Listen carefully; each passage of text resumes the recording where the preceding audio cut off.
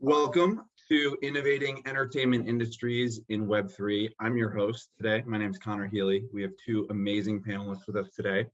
The first is Cynthia Frelund. You know her from her data-driven insights and prescient predictions on NFL Network. I think her Super Bowl score was within a few points. She predicted the right team, the Rams. She's a mainstay on shows such as NFL Now, Fantasy Live, Power Rankings, Game Day View, and Game Day Morning as the only female analyst alongside Rich Eisen, Steve Mariucci, Kurt Warner, and Michael Irvin. She has a proprietary data analytics model, which she coded herself, and this gives her a one-of-a-kind view into football analytics and statistical projections. We're pumped to have her because the NFL trade market is heating up and her perspective is in high demand.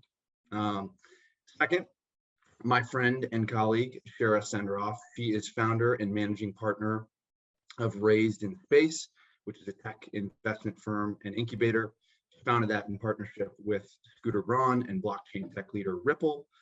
She has many well-deserved accolades, including Forbes 30 Under 30, Rolling Stone's Future 25, Billboard's 40 Under 40, and most recently, Billboard's Esteemed Women in Music.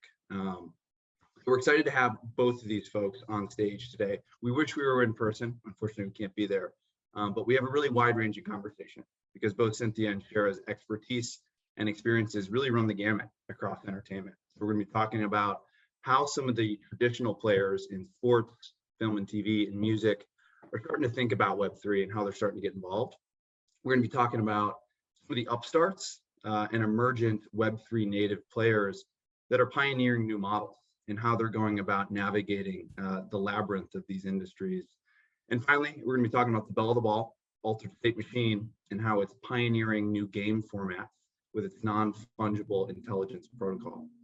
So without further ado, Cynthia, I want to start with you in the sports space, and I want to get your perspective around how the leagues specifically are starting to think about Web3 and what they're doing to get active in the space.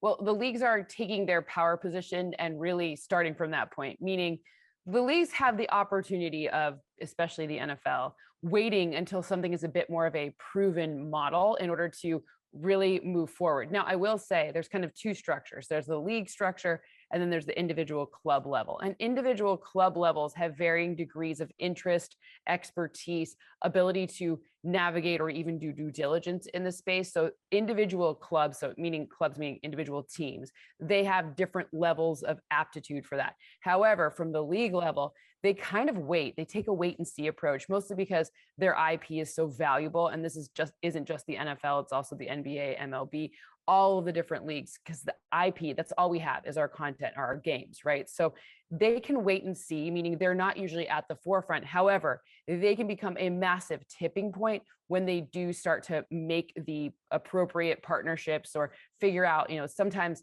it often starts with a big minimum guarantee from a big player in the industry and then trickles down into being more individualized opportunities. But I will say they're looking at it. I know the NFL is really trying to figure out where are the right entry points? What are we supposed to be doing in this space? And like I said, individual teams, or in the case of individual players, they can be looking at it kind of a little bit differently, but the league is aware, they're monitoring the situation, and they're waiting for that critical kind of point where they think, okay, it's going to reach our threshold of a business that's X million dollars, not just, let's just see, let's make it grow. No. It's here.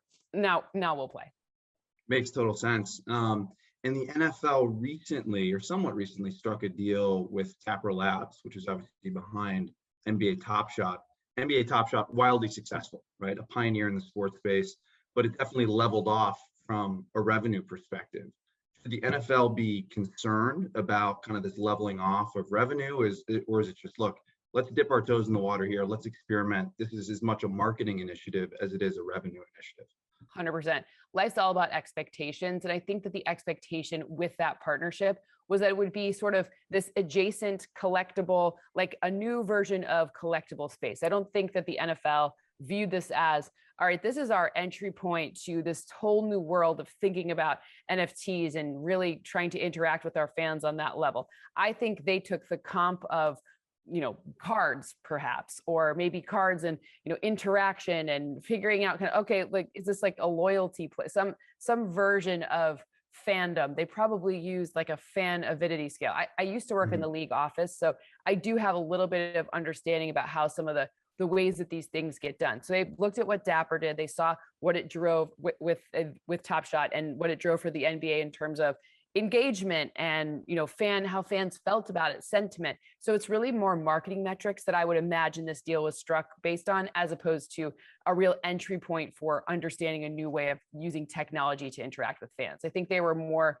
like I said, like collectible marketing, card loyalty, like fan avidity space. Makes total sense. And as the league thinks about new opportunities, and obviously gambling is further along. And you know, I saw somewhere that I think the NFL is going to be making close to 300 million from gambling revenue alone this year. Is the league and the NFL specifically prioritizing Web3 in the same way that they're prioritizing gambling, or is it still, look, let's just figure this out?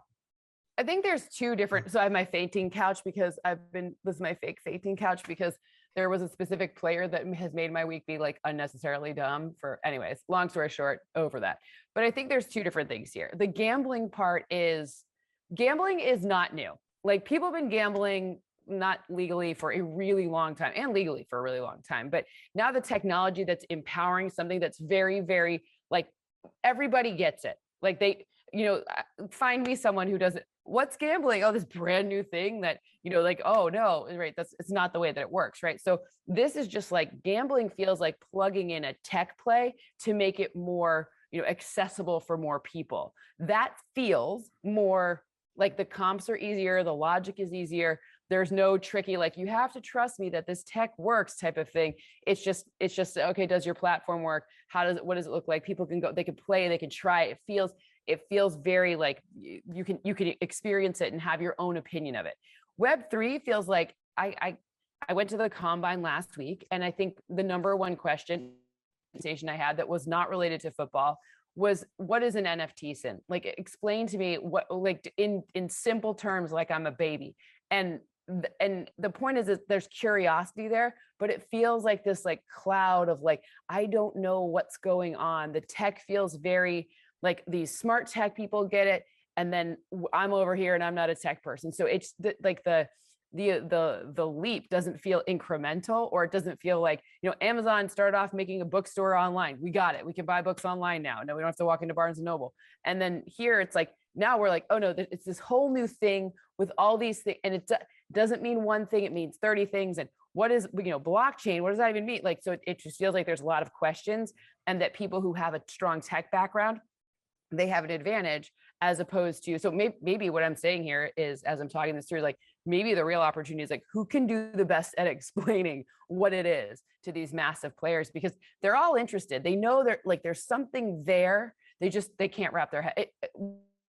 They can't really wrap their heads around how it truly monetizes, scales, adds to their business, empowers them to do more.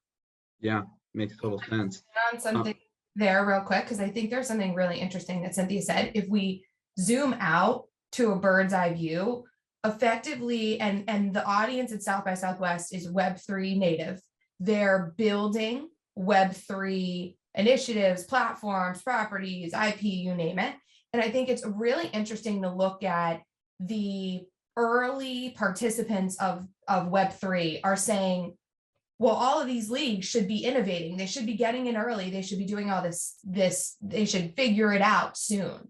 But you brought up a really good point, which is that all these leagues have is their IP. All they have is a brand. They don't have a history of really innovative tech. That's where people like you come in, and that's where new technology comes in, like computer vision and all of the things that are starting to really make their way through a lot of sports leagues. But right now, if they move too early, there's a lot to explain to a lot of people, and they can't really take the risk that Web3 early participants want them to take, because the reality is Web3 is early. Blockchain is early. Blockchain is not scalable the way it needs to be scaled. Everyone's running around outside of the early Web3 communities, and even the Kool-Aid drinkers in Web3, which we're all guilty of drinking our own Kool-Aid, saying, well, blockchain's scalable, and this is the new version of the internet because it's scalable.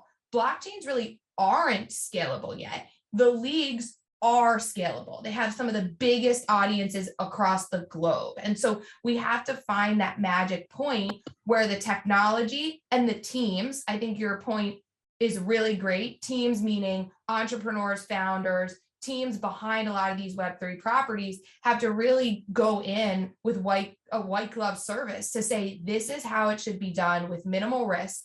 This is how to properly handle your property and brand. And here's a simple version of getting in that will really showcase your IP in the best way. So I think we need a little bit of graciousness and we need really strategic thinking if you're an entrepreneur who wants to approach or have a conversation with any of the leagues about something that they should participate in.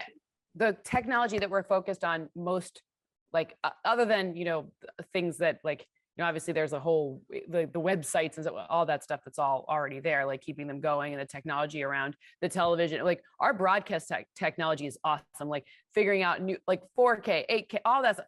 That's where we're looking, right? Like think about the investment people have made in GPS tracking systems for the next gen stats in order to procure information about players. And actually probably, and it's kind of crazy, but maybe the most innovative thing that has come out of technology related to football, other than, being able to watch it more interestingly, is the yellow line. Like that is where we're at. We're at the first down marker. So like, this is, you have to remember you're speaking to someone and the thing is there's a lot of great, awesome things that Web3 could empower. But right now, if you're sitting here focused on the yellow line and GPS tracking and 8K, and someone tries to tell you this thing over here, you feel from a league perspective, like you're giving them, here's the keys to the Corvette, but like, do you even have a driver's license? Like, here's the, and I'm from Michigan, so I always have to use an American car, right? So, but it's like, what are you going to do with our awesome highlights that everybody already likes or whatever? Like, it doesn't feel, the disconnect feels really large, right? So that's it. Like I said, yellow line, Web3, yellow line, Web3. That's a brilliant metaphor. I'm wondering if you got that from your own brain or from an altered state machine brain. I actually think it's from the thing that's sitting behind you, which is an altered state. Right? Yeah, one of your 100 brains. I should have. That was so brilliant that I'll take credit for that. You got that. Do it. You take credit for it. It's all yours. You can have it. You're both giga brains.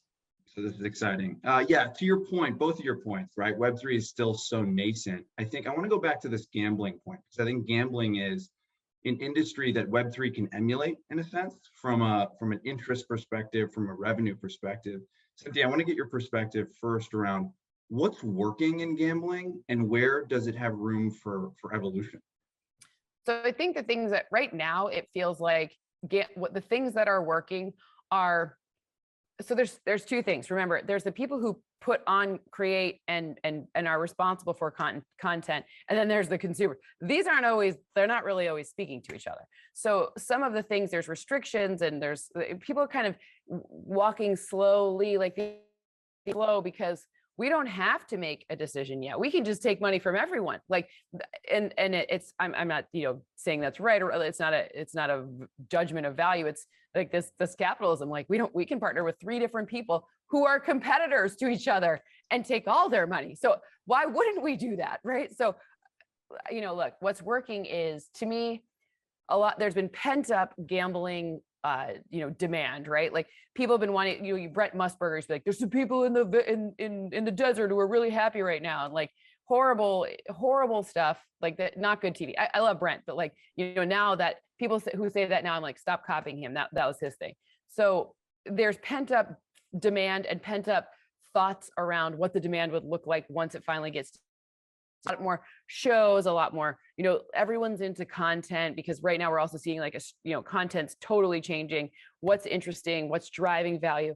But I think the things that are working are the things that tap into the psychology of what makes gambling fun, and the things I find to be more sticky and driving actual value, meaning like dollars and eyeballs and all the things, whatever we're measuring is the only thing that matters, right? We measure how many eyeballs are on TV. We measure how many, dollars go through structures like DraftKings or FanDuel. We measure how much interaction, how many ads can we sell against this number? And the things that feel more sticky are the things that are less about the actual dollar spent and more tapping into the psychology of what makes you interested in a game. I feel like we're going back in time. A picture popped up.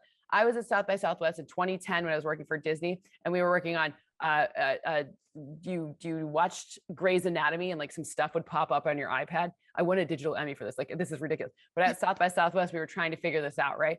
And we talked about the gamification of Grey's Anatomy, whatever. But we figured it out. And that word, it's back, right? The gamification of connecting with sports, right? Like the gamification of what am I really like? Shara is a big Eagles fan. I'm a Lions fan. It's a horrible life for me. When we play each other, I'm never going to bet Shara money. She's my friend. It'd be weird to Venmo her $20. And I most certainly am not going to accept $38 when somehow the Lions win, right? And who am I giving that $2 to? Like, but the psychology of having something on the line and the connection and the points, like during COVID, people felt super disconnected. Being on the same side of a bet makes you actually connected to some people. Maybe you know them, maybe you don't, but the psychology of what makes it interesting, that's where I think that we're seeing big wins. So I think people who can get that right, and tie the right content to the right bet, I'm not saying that the money part of betting is gone, but I'm saying that tie the connection, and people want receipts. They want to be able to say, I picked the Lions. They were massive underdogs. And they want receipts, they want to be able to say and show that they were right. And they want to be able to show all their friends that they are right. So when I'm looking at that, the people who will win in this space are going to get the right distribution for that gamified experience. Again, I hate that word, but whatever, it's back. It's 2010 all over again. Gamified Grey's Anatomy. We like buzzword soup here. All good. Sports betting is basically another hook. What's that, Shara? You like buzzword soup, Connor. I do. AI, blockchain, and gamification. Is big data coming back too? How about big data? Absolutely. Yeah, that's the cracker on top of the soup. Anyway, I want to segue over to the music industry, Shara, and get your perspective around how some of the traditional players are starting to think about Web3. We've seen some of the labels really get active with NFT marketplaces, starting to roll out strategies with some of their artist rosters. How are they thinking about it in the near term and in the long term? I think I should borrow from one of Cynthia's brilliant lines she just said, which is tie the right content to the right bet. I think they're trying to figure out what content to tie to the right bet. And I think that in the music industry, not dissimilar from sports, it's exceptionally valuable IP. And what we have is a clamoring to control that IP. So more complicated even than the sports industry, the music industry has master owners, publishing owners, artists, managers, digital agencies, you name it. Everyone wants to control this IP. And the barrier to entry for the music industry right now is more so ego and who believes that they deserve what piece and who wants to participate in what way. So I think that we're dealing with something that the music industry has historically dealt with that has been a huge challenge for them in innovation, which another buzzword that I hate, but in innovating or trying to do things differently, it starts with, well, who's the decision maker? And the decision maker in the music industry tends to be the owner of the song or the artists and their likeness. And we're in a bit of a battle right now where music being utilized, meaning a song itself in Web3, is becoming exceptionally complicated because there are so many owners and parties that represent those pieces of songs. There's oftentimes between 3 and 12, 15 writers on a particular track. And then there's publishers that represent those writers. And then there's master owners that represent pieces of the song. And then there's the artist, and then there's manager. So I think we just have a lot of people at the party, and not dissimilar from sports, a lot of people come to the party that have no idea what's going on at the party. They just know they don't want to miss the party. And so we're in more of a state of confusion with the music industry, and we're seeing that play out by way of different strategies when it comes to the major labels. We're seeing some of them, and I won't name names, but we're seeing some of them place a ton of bets, probably with the hopes of, well, we don't want to miss out. Then there's the labels that are staying back and saying, well, it doesn't really affect our bottom line because we're a public company now, so we can maneuver in this way a bit differently. And then we're seeing the more reserved label that's being a bit sort of late to the party, but hesitant, just like we talked about in sports, to get in too early and to not have the right structure around their IP. So I think the reminder here in both industries is that we're very, very early. And it sounds like a cliche because all we see is we're early, run down our Twitter feed. But the reality is so much has to be figured out because we're going into a decentralized phase of the entire world, not only of technology. And when you eliminate the middleman, you're eliminating any arbiter of the truth, which is better in the long run, but is uncomfortable in the short term. So that's a broad answer, but I think that's really where the music industry from a larger sort of major label perspective is at.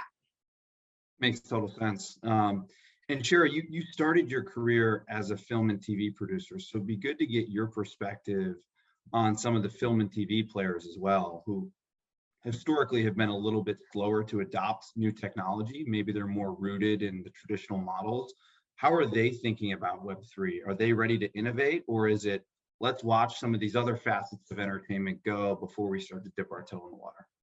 I think also another amazing example of big entertainment industries that don't understand where we're headed and maybe are trying to, but more so don't even know if they're interested. And the film and TV industry, from my perspective, was one of the last ones to the party in the sense that they have a lot of negativity from the way it's showing on social media and in a lot of the conversations that I'm having, in the sense of like, why should we do this? Like, we're comfortable. We just took a big jump to streaming not that long ago, even though it was like 10 years ago that we started developing content for streaming. But that was their big move. The big move was to take the big producers from the big television networks and move them into big streaming deals, because that's innovation, is to deliver content in our homes. So now it's like, what? Someone else is going to own our content, or we have to sell other things online. We have to understand our audience. Not something that's comfortable to the film and television industry. So I think we're seeing a lot of backlash around what is this and what can it be? And I think I point to the heroes in that space just as much as I point to them in music and in sports that are trying to lead the charge and show what can be done differently. And I think film and TV has an exceptional opportunity to be able to get people from staring at their screens. Right now, you consume content by sitting on your couch, turning on Netflix, and watching something. You're not a part of it. You're not involved. And you're on your phone. And you're on your phone. But you're on your phone because you like are ADD, and we're in a society where you can't even focus on only what's on TV. So you're sitting there and there's no way to interact with the property other than going to a movie theater and seeing it, or watching it at home and then talking to your friends around the water cooler, which I guess there's no more water cooler because of COVID.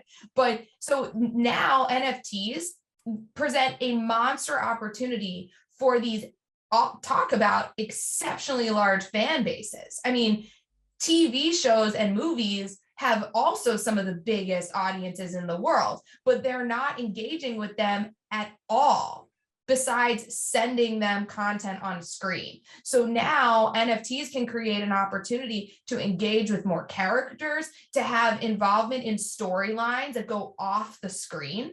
And I think we're going to see some really, really, really cool development and use cases of story. And how do we bring narrative storytelling into other forms of technology that consumers can engage with? Yep. I want to shift us now to, Shara, what you alluded to earlier, which are some of the people and companies that are Web3 native, that have really spawned to pioneer new models, right? That are thinking, okay, the traditional players, they're going to do what they're going to do, and they're going to be slower to adopt, but we're going to be the ones that push this industry forward. And so I want to start in sports, where both of you are actively involved and co-owners of fan-controlled football, which is a very innovative new league. And as the name implies, it gives fans unprecedented access to be active in decisions around jersey design, play calling, personnel decisions, right? It's a really innovative new model. Shara, we know this is a first step for you in becoming the Eagles owner eventually. So that's exciting. But I want to get both of your perspectives around what drew you to fan-controlled football. What was exciting about it? What compelled you to dive in and become co-owners? I'll start with it. I mean, realistically, for me, understanding why, like we have really, I'm actually constantly impressed with people who are true football fans, their ability to understand the concept of play calling and why, what the theory behind it. And they want to win. They all want to be, people kind of make fun of like the Monday morning quarterback, but I actually find that a number of many fans understand like the intricacies of the game. So I was very much drawn to the fact that it's kind of a really pure form of football. I know it's a bit more like arena and they don't have special teams. There's some different rules, but it's the people who are playing in this league. It's kind of like they love it. They're not doing it to make, it would be nice if they made the NFL, and that has happened, but it's less commercial. They're there because they just like love playing football. They really like it. I went to a couple of I went to the tryouts not too long ago and talked to a bunch of the players. And these are people who like, they've got other jobs, they do other things. They just really love it. So there's like a purity that is somehow meshed really well with the video game element, where you get to be a part of this and the fans actually get to figure out like the strategy to beat the other team. So I like the mixing of like what I really like about football with the tech capabilities, and then the connection that we can all make, because we're really all sort of like, we're in a lot of different locations, a lot of different, we're able now to use technology to bring us all together. And those connection points, along with like the pure form of football, is such a cool combination, especially, the landscape is getting bigger. There's, XFL is coming back. USFL is as well. I was a part of the Alliance of American Football that didn't go so well. So I see how these things are up and coming. And I thought it was interesting to combine it in this particular way, because it does engage a new type of fan, a little bit younger than a traditional fan, very interested in the sport. That's the future. So I think it's a really great spot to be sitting kind of at the intersection of all of these different points. Yeah. And to your point, Cynthia, there have been leagues that have spawned before AAF, XFL. Maybe they were too similar to the NFL to succeed, right? And you have this fan-controlled football model, which is so differentiated. So I want to kick it over to Shara. Do you think the model is differentiated enough for it to sustain? And same question to Cynthia. What drew you to become a co-owner of the Knights of Degen team? Well, the main reason is, who doesn't want to own a football team with their best friend? So that's the first reason. The second reason is, I do believe it will. I think that we need to see, just like you mentioned, Conor, that some of the other upstart leagues or alternative leagues did not succeed, maybe because they are too similar. I agree with that. I think that this approach and the rise of sort of the ownership and feeling like you're participating in something, you have a piece of something, is going to really push leaps and bounds for fan-controlled football when it comes to a new audience to engage in a format. And I think Cynthia brought up a good point when she said video game. This is very video game style. So it's really a hybrid between football as we know it and gaming. It's gamifying football. And that's exactly what has to be done for something new to happen, is fans have to be able to not only participate, like you mentioned, in picking jerseys and calling plays, but they're able to own an NFT of the team that they support and therefore own a piece of that team.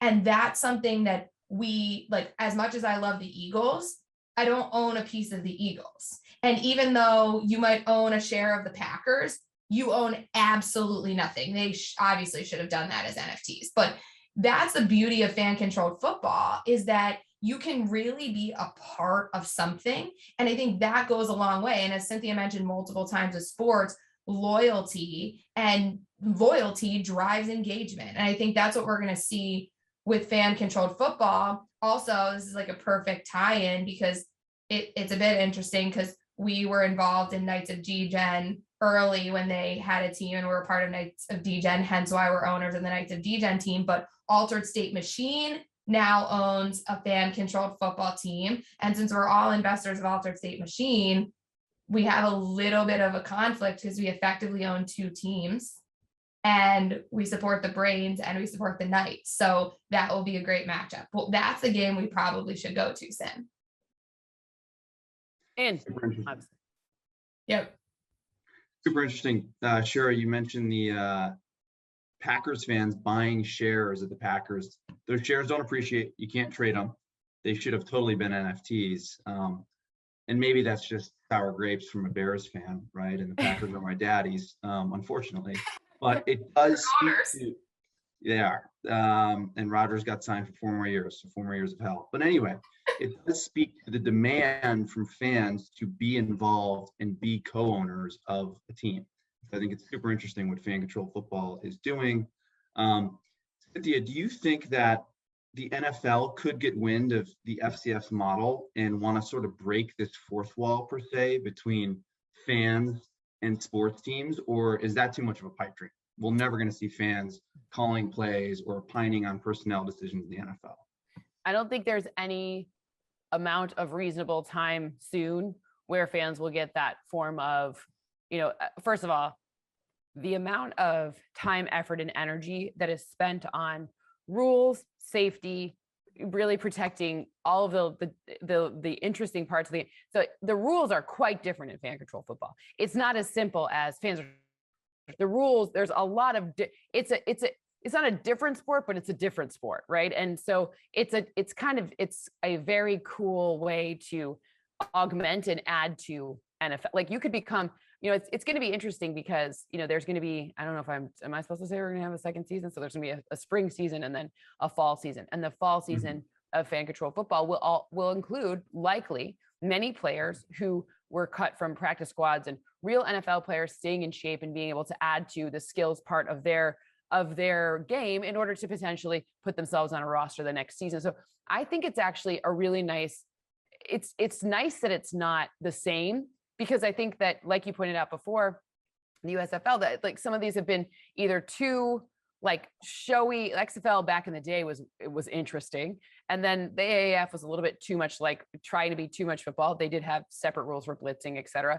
And then USFL, I'm not familiar with their rules yet, but we'll see. But all just feeder. I think the thing that fan control football did really well is they became enough of a different sport that was translatable to the NFL. So you get the pipe dream of becoming an NFL player, but you also get to play this different game that has fundamentally different, the strategy is like I've been sitting here like researching strategies for how we, do you want a guy who's like a better deep ball passer, et cetera, like you select for different traits even. So I like that it's not the same, but it kind of, you're familiar with regular football will allow you to understand this quickly, but I don't, and I think the NFL shouldn't do that. I don't think the NFL should particularly allow fans that way. Other ways, yes, but not in that way, because the thing about this game that's been super interesting, these athletes, holy smokes, like I said, I was at the combine. I don't know if I'm the same species as many of them. I mean, Evan Neal, he's a tackle, he'll probably be the first tackle off the board from Alabama. Like, this kid's like, we're not the same. He's gigantic. He's 300 pounds, but his weight like a wide receiver.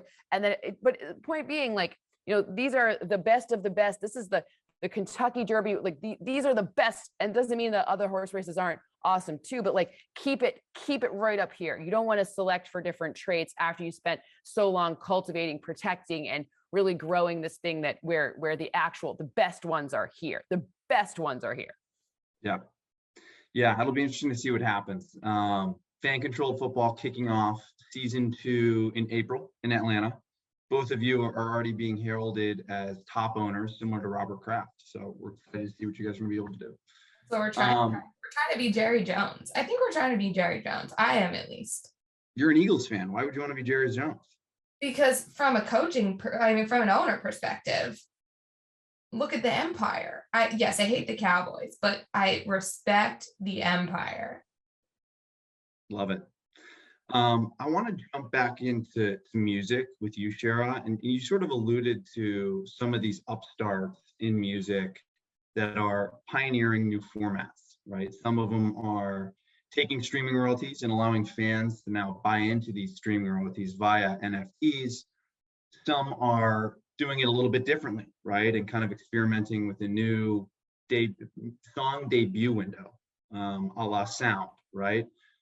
What are you seeing from kind of the new upstarts or the Web3 native companies that's working in music, and what kind of has you excited?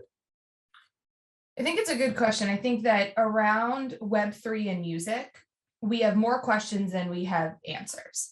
And I think that the biggest question is around the value exchange, which I feel like every time I speak with Sin and I love value exchange, but it's a really good point, which is if you don't have a clear path to a value exchange between an artist and a fan, how do you know what to sell them and how do you know what they want and how can you expect for them to participate at scale, which is a word that all of these larger music NFT proponents use a lot, but we have no scale in this because we haven't figured out a model. So one of the things that I'm a bit of a naysayer on right now, because I haven't seen a model that I believe will work yet, is fans participating in a royalty stream of a particular song. We have a bunch of companies, and we don't need to get into the specifics. There's 5 to 8 of them that are now selling NFTs of music, where either you can be a fractionalized owner of a particular track and participate in royalties on the back end, which let's talk about that for 1 second. If you're doing that, the value exchange has to be clear. So you have 2 options. Either you're buying into a song because you are viewing it as an investment, and therefore anything you view as an investment, you want to return on, or you're buying into it for the loyalty, the flex of being able to say that you own a piece of one of your favorite artist's songs. If you're buying in for the investment and the investment is backed by streaming royalties, with which artists and songs generate very minimal revenue from streaming royalties, then over a multi-year period, if you bought a music NFT for a couple $100, you'll make $4. So is that a good investment? No. On the other side of the token, if you're buying it just for the flex or just to show your fandom for a particular artist, a lot of the things I've been saying to all of these entrepreneurs building these companies is, how many times is a fan going to do that? Prior to COVID, we had these big conversations which died, which were around the rising ticket prices and what it was doing for a fan's ability to be a part of their favorite artist's brand. If ticket prices are $100 to $200 and you're paying $9.99 a month also for Spotify, and you want to buy a sweatshirt that's upwards of $100 at a particular show, the average fan has to spend $300 to participate in a few things within a year. And that was a far stretch, and is a far stretch for a lot of people to spend. Now it's a little bit of a different story at the beginning of NFTs because we're in monopoly money. However, that's not going to last for long. But now if you want to buy into a particular song just to flex, you have to spend the full $300 that you spent on a couple of other experiences prior to Web3. That isn't going to sustain. You're not going to spend $300 on an NFT for 5 artists. All of a sudden you're well over $1,000, and who has that level of disposable income? When you look at the mass fan base in music, they do not have that. So that's the upper echelon of fans. So I don't see a model yet where it makes sense and it will be scalable if you're just selling music to fans for the flex and loyalty of it. And I also don't see why someone would invest for an investment, because there's not enough of a return to be generated. So I think that we're drinking our own Kool-Aid a bit. And I'll say we, because I'm in the music industry, I want this to succeed. I want us to find a model where fans can participate with their favorite artists or engage with their favorite artists in ways that they haven't been able to prior to Web3. But I don't think that we've seen a model put up on the board yet that is the one that's going to work. Mm-hmm. Makes total sense.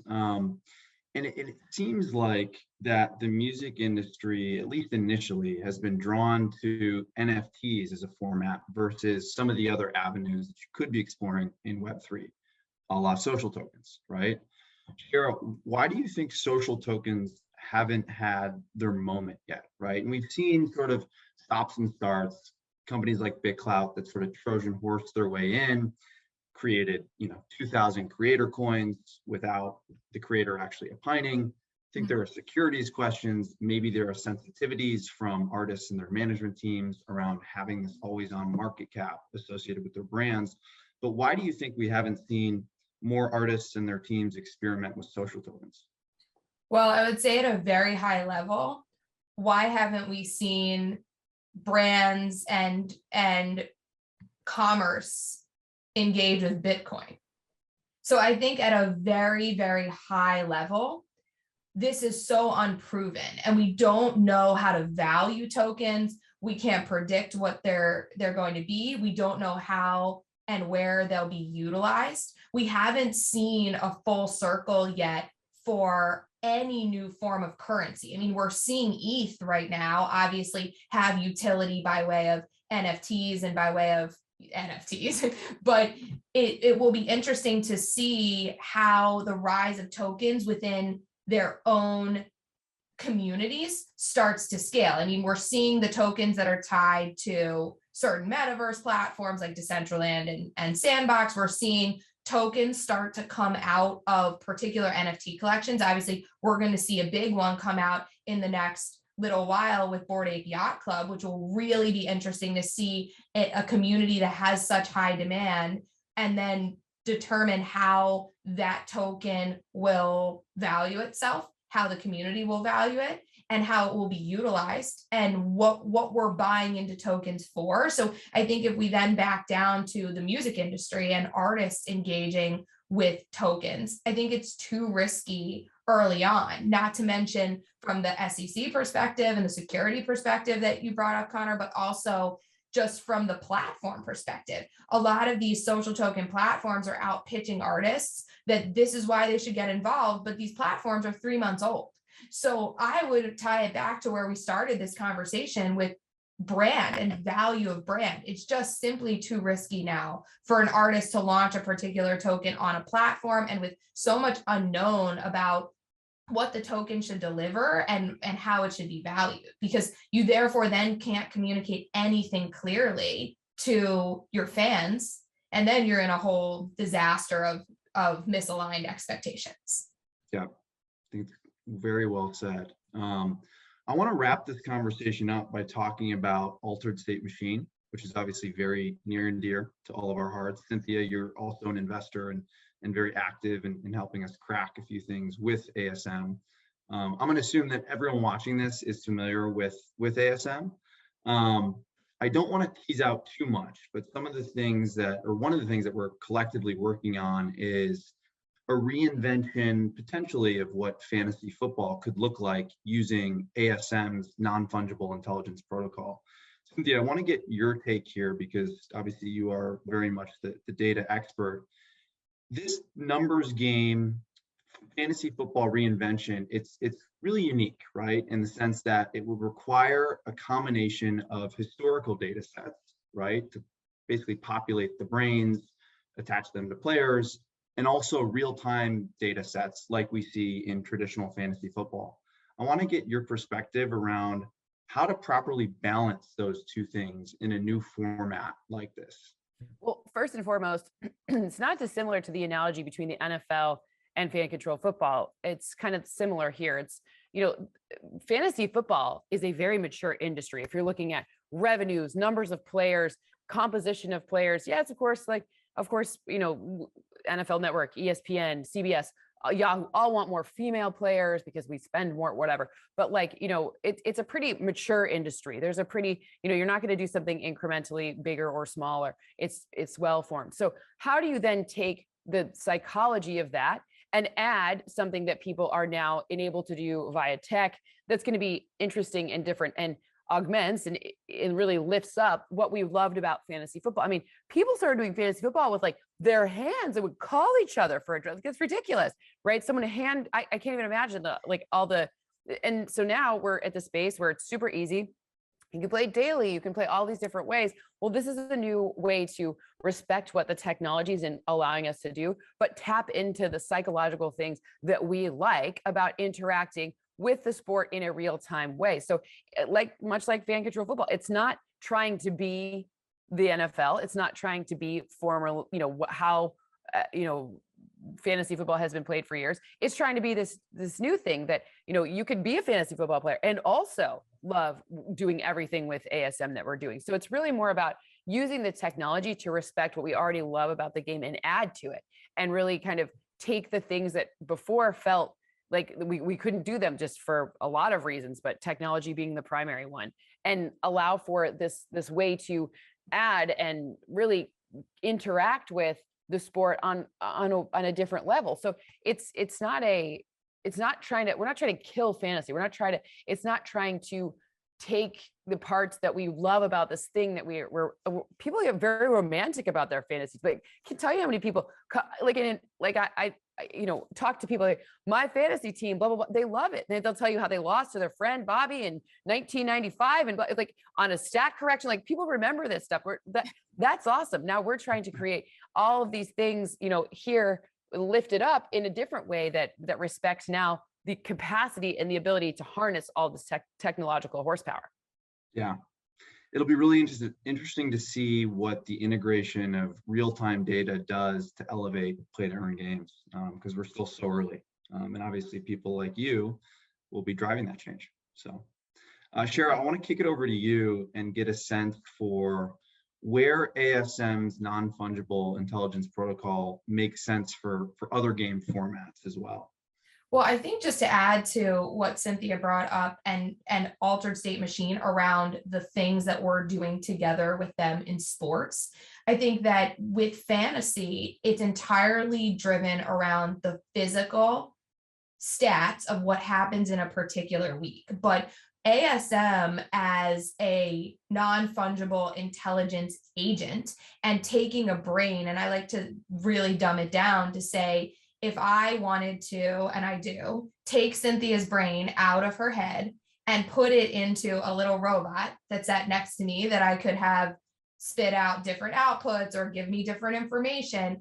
ASM is about thinking about taking and transferring an intelligence. And so I think when it comes to sports, what if we had the opportunity, and sports play to earn gaming, to take the intelligence of players and plug them into forms, which are NFTs? What would that look like? And I think that's the best way to tease out what we're working on with Altered State Machine in all sports, which is taking historical data and applying it and training a brain based on what has happened in the past, and therefore to predict what can become from a particular player's IQ in combination with their physical skill set. So I think that's where just your mind can explode with use cases for ASM in plugging brains into anything beyond sports. Music, it can create generative musicians that you could train a particular player to play jazz guitar, to play a synth, to play a bass. I think, and what could happen if you all of a sudden had NFTs that were all trained musicians? This is very scary in a lot of ways, but it's also an inevitable future of Web3 is to utilize AI in ways that just create new models. And obviously we're monster believers in ASM and their traction and their head start and their ability to do it. Literally about to log on to OpenSea and buy another brain. Very Right. bullish. Very bullish. Well, Shara, Cynthia, I want to thank you both for what has been a very stimulating, eye-opening, exciting conversation. think your perspectives are extremely unique, and I appreciate you both. Thank you so much. Really appreciate you, Conor. Thanks for having us.